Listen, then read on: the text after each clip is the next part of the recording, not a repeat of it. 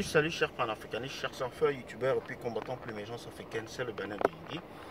Alors je suis à vous ce matin pour parler de, n'est-ce pas, d'une vidéo. C'est un peu comme un droit de réponse pour une vidéo que j'ai eu le soin de disséquer sur YouTube.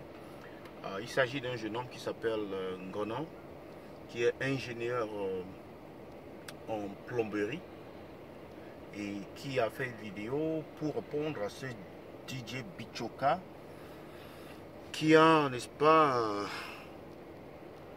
essayé de salir la réputation de la diaspora. La diaspora, comme le peuple camerounais, comme tout peuple, comme toute entité, est hétérogène. Ce ne sont pas des ensembles homogènes. Si on était vraiment homogène, je me dirais bien comment est-ce que le monde pouvait fonctionner. Parce qu'il faut commencer par dire si on avait seulement un seul pied. Ou si les deux pieds avaient le même sens. Je ne sais pas. Mais bon, on est quand même appelé à être différent. Par la nature même du créateur. On est appelé à être différent. Bon, je vais aller au droit au point, c'est-à-dire au but. Il s'agit, n'est-ce pas, de ce projet dont il a fait allusion. En ce qui concerne une certaine l'élaboration ou bien alors la construction des toilettes publiques à Yaoundé et dont les autorités locales n'ont pas su manager l'offre. Alors ils se proposèrent comme volontaires pour donner au Cameroun un peu de ce qu'il avait appris à l'école.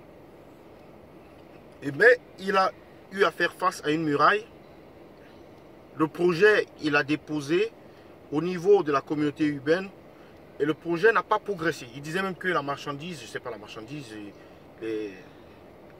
tout ce qu'il a pu acheter comme matériel était sur place, mais seulement il ne pouvait pas faire le projet parce qu'il n'a pas encore eu l'aval.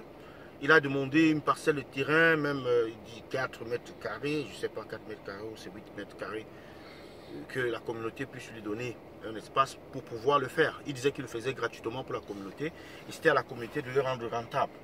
Ou bien de se faire des sous là-dessus. Toilettes publiques au Cameroun et puis douches publiques, il parlait aussi. Bon, la raison pour laquelle je parle de ce projet, c'est qu'il est un peu symptomatique. Il est un peu,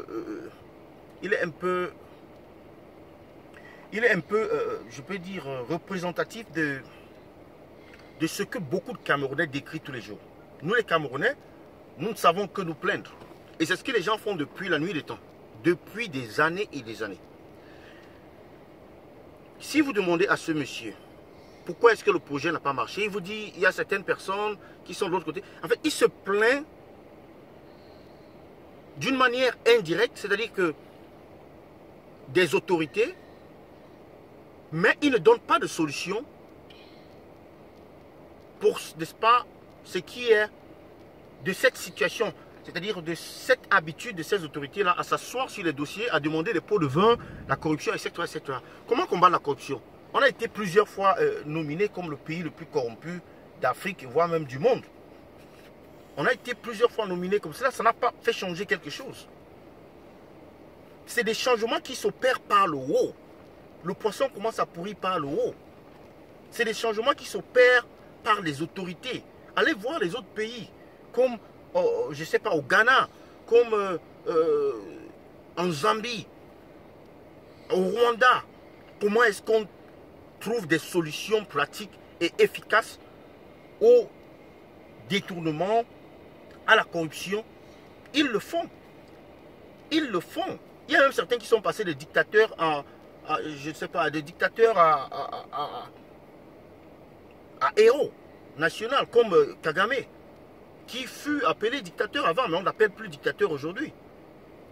Et ceci, pas seulement par les étrangers, mais par ses propres gens, qui ne l'appellent plus dictateur. Parce qu'il a fait rentrer tout le monde, il a appelé, venez, on construit le pays, venez, venez, venez. Au Cameroun, on protège son pouvoir. On protège son pouvoir. Donc, à ce gars-là qui a fait la vidéo, qui a parlé, n'est-ce pas, des autorités ou bien de ce problème récurrent, ces barrières, c'est justement de cela qu'il est question. Il est question dans ce combat de détruire ces murailles, de détruire ces barrières, de rendre le Cameroun accessible pour tous et non pour certains. Il y a un manque de rendre compte au Cameroun.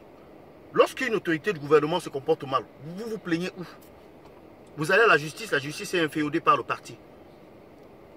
Il faut qu'on aille se plaindre au RDPC. Apparemment, il faut qu'on aille se plaindre au RDPC parce qu'en réalité, au lieu de se plaindre dans la justice, ça n'a pas le coup d'eau. Il faut que tous les Camerounais entrent dans le RDPC. Ils partent se plaindre là-bas. Chaque fois qu'ils ont un problème, c'est comme ça que ça peut être résolu. C'est l'impression qu'on a dans la théorie. Mais est-ce que ça marche dans la pratique?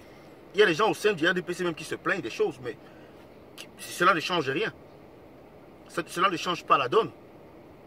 Donc c'est ce que je voulais dire un peu ce matin par rapport à ce frère. J'attends vos réactions.